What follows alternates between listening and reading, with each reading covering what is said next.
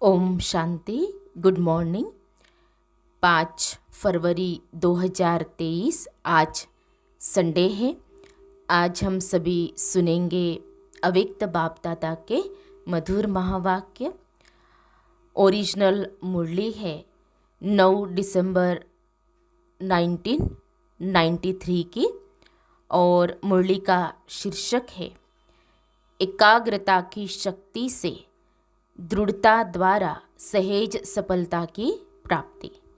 एकाग्रता की शक्ति से दृढ़ता द्वारा सहज सफलता की प्राप्ति। आज ब्राह्मण संसार के रचयिता अपने चारों ओर के ब्राह्मण परिवार को देख हर्षित हो रहे हैं। ये छोटा सा न्यारा और अति प्यारा अलौकिक ब्राह्मण संसार है। सारे ड्रामा में अति श्रेष्ठ संसार है, क्योंकि ब्राह्मण संसार की हर गतिविधि न्यारी और विशेष है।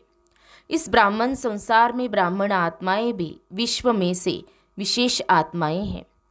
इसीलिए ही ये विशेष आत्माओं का संसार है। हर ब्राह्मण आत्मा की श्रेष्ठ वृत्ति, श्रेष्ठ दृष्टि और श्रेष्ठ कृति विश्व की सर्व आत्माओं के लिए श्रेष्ठ बनाने के निमित्त है। हर आत्मा के ऊपर ये विशेष जिम्मेवारी है, तो हर एक अपने इस जिम्मेवारी को अनुभव करते हो। कितनी बड़ी जिम्मेवारी है। सारे विश्व का परिवर्तन, न सिर्फ आत्माओं का परिवर्तन करते हो, लेकिन प्रकृति का भी परिवर्तन करते हो। ये स्मृति सदा रहे, इसमें नंबरवार है। सभी ब्राह्मण आत्माओं के अंदर संकल्प सदा रहता है कि हम विशेष आत्मा नंबर 1 बने, लेकिन संकल्प और कर्म में अंतर पड़ जाता है। इसका कारण कर्म के समय सदा अपनी स्मृति को अनुभवी स्थिति में नहीं लाते। सुनना जानना ये दोनों याद रहता है, लेकिन स्वयं को उस स्थिति में मानकर चलना, इसमें मेजॉरिटी कभी अनुभवी और कभी सिर्फ मानने और जानने वाले बन जाते हैं। इस अनुभव को बढ़ाने के लिए 2 बातों के विशेष महत्व को जानो। एक स्वयं के महत्व को, दूसरा समय के महत्व को। स्वयं के प्रति बहुत जानते हो। अगर किसी से भी पूछेंगे कि आप कौन सी आत्मा हो, वह अपने से भी पूछेंगे कि मैं कौन, तो कितनी बातें स्मृति में आएगी। 1 मिनट के अंदर अपने कितने स्वमान याद आ जाते हैं। 1 मिनट में कितने याद आते हैं, पूछ रहे बाप दादा। बहुत याद आते हैं ना। कितनी लंबी लिस्ट है स्वयं के महत्व की। तो जानने में तो बहुत होशियार हो, सभी होशियार हो ना, फिर अनुभव करने में अंतर क्यों पड़ जाता है? क्योंकि समय पर उस स्थिति के सीट पर सेट नहीं होते हो। अगर सीट पर सेट है तो कोई भी, चाहे कमज़ोर संस्कार, चाहे कोई आत्माएं, चाहे प्रकृति, चाहे किसी भी प्रकार की रॉयल माया अपसेट नहीं कर सकती। जैसे शरीर के रूप में भी बहुत आत्माओं को एक सीट पर व स्थान पर एकाग्र होकर बैठने का अभ्यास नहीं होता, तो वह क्या करेगा? हिलता रहेगा ना। ऐसे मन और बुद्धि को किसी भी अनुभव के सीट पर सेट होना नहीं आता। तो अभी अभी सेट हुआ, अभी अभी अपसेट। शरीर को बिठाने के लिए स्थूल स्थान होता है और मन बुद्धि को बिठाने के लिए श्रेष्ठ स्थितियों का स्थान है। तो बाप दादा बच्चों का यह खेल देखते रहते हैं। अभी अभी अच्छी स्थिति के अनुभव में स्थित होते हैं और अभी अभी अपनी स्थिति से हलचल में आ जाते हैं। जैसे छोटे बच्चे चंचल होते हैं तो एक स्थान पर ज़्यादा समय टिक नहीं सकते। तो कई बच्चे यह बचपन के खेल बहुत करते हैं। अभी अभी देखेंगे बहुत एकाग्र, और अभी अभी एकाग्रता के बजाय भिन्न भिन्न स्थितियों में भटकते रहेंगे। तो इस समय विशेष अटेंशन चाहिए। मन और बुद्धि सदा एकाग्र रहे। एकाग्रता की शक्ति सहज निर्विघ्न बना देती है। मेहनत करने की आवश्यकता ही नहीं है। एकाग्रता की शक्ति स्वतः ही एक बाप दूसरा न कोई, यह अनुभूति सदा कराती है। एकाग्रता की शक्ति सहज एकरस स्थिति बनाती है। एकाग्रता की शक्ति सदा सर्वप्रति एक ही कल्याण की वृत्ति सहज बनाती है। एकाग्रता की शक्ति सर्वप्रति भाई भाई की दृष्टि स्वतः ही बना देती है। एकाग्रता की शक्ति हर आत्मा के संबंध में स्नेह, सम्मान, स्वमान के कर्म सहज अनुभव कराती है। तो अभी क्या करना है, क्या अटेंशन देना है? एकाग्रता। स्थित होते हो, अनुभव भी करते हो, लेकिन एकाग्र अनुभवी नहीं होते। कभी श्रेष्ठ अनुभव में, कभी मध्यम, कभी साधारण, तीनों में चक्कर लगाते रहते हो। इतना समर्थ बनो जो मन बुद्धि सदा आपके ऑर्डर अनुसार चले। स्वप्न में भी सेकंड मात्र भी हलचल में नहीं आए। मन मालिक को परवश नहीं बनाए। परवश आत्मा की निशानी है। उस आत्मा को उतना समय सुख चैन आनंद की अनुभूति चाहते हुए भी नहीं होगी। ब्राह्मण आत्मा कभी किसी के परवश नहीं हो सकती, अपने कमजोर स्वभाव और संस्कार के वश भी नहीं। वास्तव में स्वभाव शब्द का अर्थ है स्व का भाव। स्व का भाव तो अच्छा होता है, खराब नहीं होता। स्व कहने से क्या याद आता है? आत्मिक स्वरूप याद आता है ना। तो स्वभाव अर्थात स्व प्रति व सर्व प्रति आत्मिक भाव हो।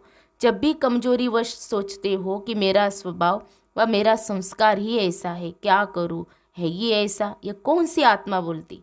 यह शब्द व संकल्प परवश आत्मा के है। तो जब भी यह संकल्प आए कि स्वभाव ऐसा है तो श्रेष्ठ अर्थ में टिक जाओ। संस्कार सामने आए कि मेरा संस्कार, तो सोचो क्या मुझ विशेष आत्मा के ये संस्कार है? जिसको मेरा संस्कार कह रहे हो, मेरा कहते हो, तो कमजोर संस्कार भी मेरापन के कारण छोड़ते नहीं है। क्योंकि यह नियम है, जहाँ मेरापन होता है वहाँ अपनापन होता है, और जहाँ अपनापन होता है वहाँ अधिकार होता है। तो कमजोर संस्कार को मेरा बना लिया तो वो अपना अधिकार छोड़ते नहीं है। इसलिए परवश होकर बाप के आगे अर्जी डालते रहते हो कि छुड़ाओ छुड़ाओ। संस्कार शब्द कहते याद करो कि अनादि संस्कार आदि संस्कार ही मेरा संस्कार है। ये माया के संस्कार है, मेरे नहीं। तो एकाग्रता की शक्ति से परवश स्थिति को परिवर्तन कर मालिकपन की स्थिति की सीट पर सेट हो जाओ। योग में भी बैठते तो सभी रुचि से है, लेकिन जितना समय जिस स्थिति में स्थित होना चाहिए उतना समय एकाग्र स्थिति रहे उसकी आवश्यकता है। तो क्या करना है, किस बात को अंडरलाइन करेंगे? एकाग्रता। एकाग्रता में ही दृढ़ता होती है, और जहाँ दृढ़ता है वहाँ सफलता गले का हार है। अच्छा, चारों ओर के अलौकिक ब्राह्मण संसार की विशेष आत्माओं को, सदा श्रेष्ठ स्थिति के अनुभव की सीट पर सेट रहने वाली आत्माओं को, सदा स्वयं के महत्व को अनुभव करने वाले, सदा एकाग्रता की शक्ति से मन बुद्धि को एकाग्र करने वाले, सदा एकाग्रता की शक्ति से ही दृढ़ता द्वारा सहज सफलता प्राप्त करने वाले सर्वश्रेष्ठ सर्वविशेष सर्वस्नेही आत्माओं को बाप दादा का याद प्यार और नमस्ते। हम रूहानी बच्चों की रूहानी बाप दादा को याद प्यार और नमस्ते नमस्ते। ओम शांति ओम शांति ओम शांति। गुड मॉर्निंग बाप दादा, शुक्रिया बाप दादा, पद्मा पदम शुक्रिया आपका। फिर अव्यक्त बाप दादा की पर्सनल मुलाकात है। उसमें विषय है कि उड़ती कला में जाने के लिए डबल लाइट बनो। कोई भी आकर्षण आकर्षित न करे। सभी अपने को वर्तमान समय के प्रमाण तीव्र गति से उड़ने वाले अनुभव करते हो। समय की गति तीव्र है, वह आत्माओं के पुरुषार्थ की गति तीव्र है। समय आपके पीछे पीछे है या आप समय के प्रमाण चल रहे हो? समय के इंतजार में तो नहीं हो ना कि अंत में सब ठीक हो जाएगा, संपूर्ण हो जाएंगे, बाप समान हो जाएंगे, ऐसे तो नहीं है ना। क्योंकि ड्रामा के हिसाब से वर्तमान समय बहुत तीव्र गति से जा रहा है, अति में जा रहा है। जो कल था उससे आज और अति में जा रहा है, यह तो जानते हो ना। जैसे समय अति में जा रहा है, ऐसे आप श्रेष्ठ आत्माएं भी पुरुषार्थ में अति तीव्र अर्थात फास्ट गति से जा रहे हो, कि कभी ढीले कभी तेज, ऐसे नहीं कि नीचे आकर फिर ऊपर जाओ। नीचे ऊपर होने वाले की गति कभी एक रस फास्ट नहीं हो सकती। तो सदा सर्व बातों में श्रेष्ठ व तीव्र गति से उड़ने वाले हो। वैसे गायन है चढ़ती कला सर्व का भला, लेकिन अभी क्या कहेंगे? उड़ती कला सर्व का भला। अभी चढ़ती कला का समय भी समाप्त हुआ, अभी उड़ती कला का समय है। तो उड़ती कला के समय कोई चढ़ती कला से पहुंचना चाहे तो पहुंच सकेगा? नहीं। तो सदा उड़ती कला हो। उड़ती कला की निशानी है सदा डबल लाइट। डबल लाइट नहीं तो उड़ती कला हो नहीं सकती। थोड़ा भी बोझ नीचे ले आता है, जैसे प्लेन में जाते हैं उड़ते हैं, तो अगर मशीनरी में या पेट्रोल में जरा भी कचरा आ गया तो क्या हालत होती है? उड़ती कला से गिरती कला में आ जाता है।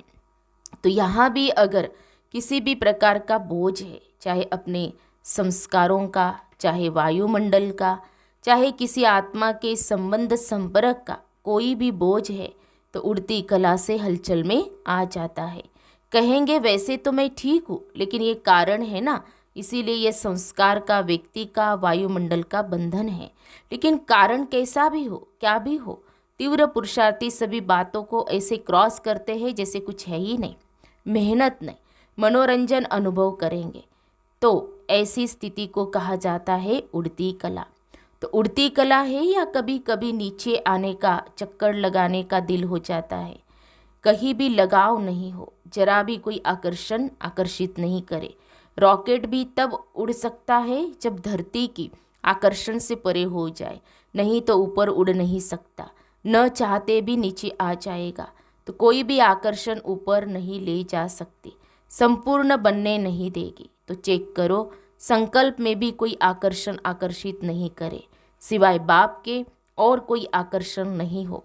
पांडव क्या समझते, ऐसे तीव्र पुरुषार्थी बनो, बनना तो है ही ना। कितने बार ऐसे बने हो, अनेक बार बने हो।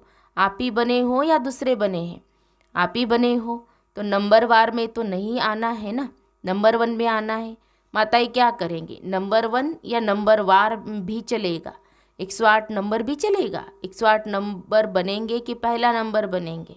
अगर बाप के बने हैं, अधिकारी बने हैं, तो पूरा वर्षा लेना है या थोड़ा कम, फिर तो नंबर वन बनेंगे ना। दाता फुल दे रहा है और लेने वाला कम ले तो क्या कहेंगे।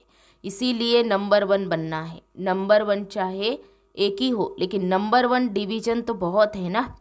तो सेकंड में नहीं आना है, लेना है तो पूरा लेना है।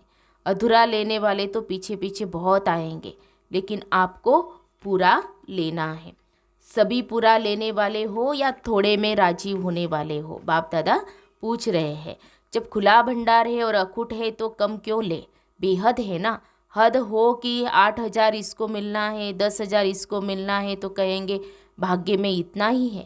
लेकिन बाप का खुला भंडार है, अखूट है, जितना लेना चाहे ले सकते हैं, फिर भी अखूट है। अखूट खजाने के मालिक हो, बालक सो मालिक हो। तो सभी सदा खुश रहने वाले हो ना, कि थोड़ा थोड़ा कभी दुख की लहर आती है।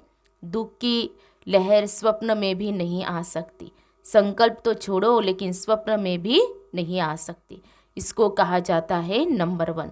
तो क्या कमाल करके दिखाएंगे, सभी नंबर वन आकर दिखाएंगे ना। वैसे भी दिल्ली को दिल कहते हैं, तो जैसा दिल होगा वैसा शरीर चलेगा।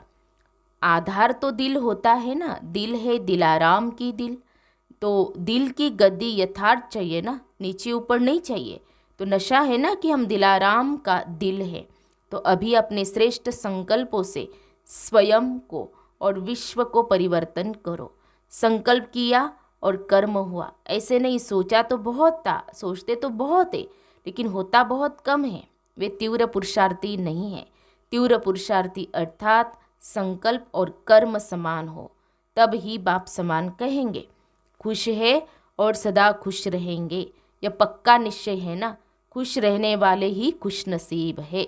यह पक्का है या थोड़ा थोड़ा कच्चा हो जाता है। कच्ची चीज़ अच्छी लगती है, पक्के को पसंद किया जाता है, तो पूरा ही पक्का रहना है। रोज अमृत वेले यह पाठ पक्का करो कि कुछ भी हो जाए खुश रहना है, खुश करना है।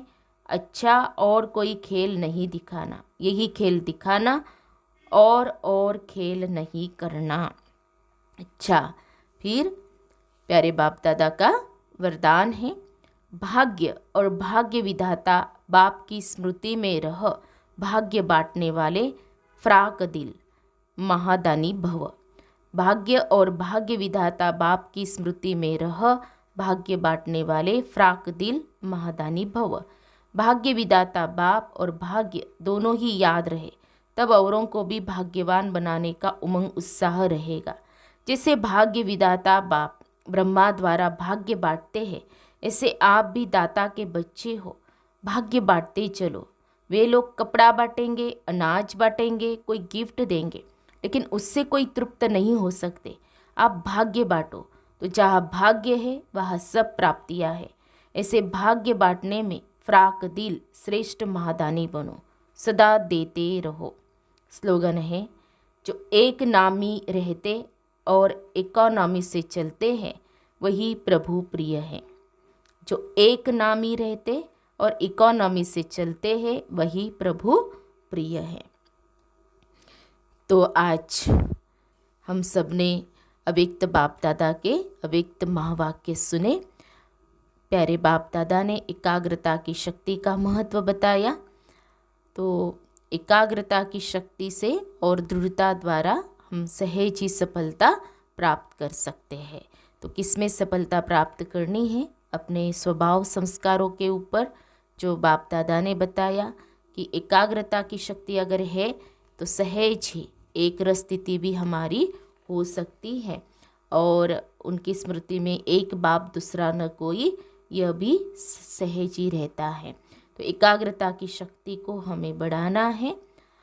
और विशेष प्यारे बाप दादा ने उड़ती कला में जाने के लिए, डबल लाइट बनने के लिए बाबा ने इशारा दिया है। तो आज की जो मुरली है अव्यक्त मुरली, उसका हम सभी क्या करेंगे? गहन मनन चिंतन करके उसको पढ़ेंगे भी, सुनेंगे भी, मनन चिंतन करेंगे और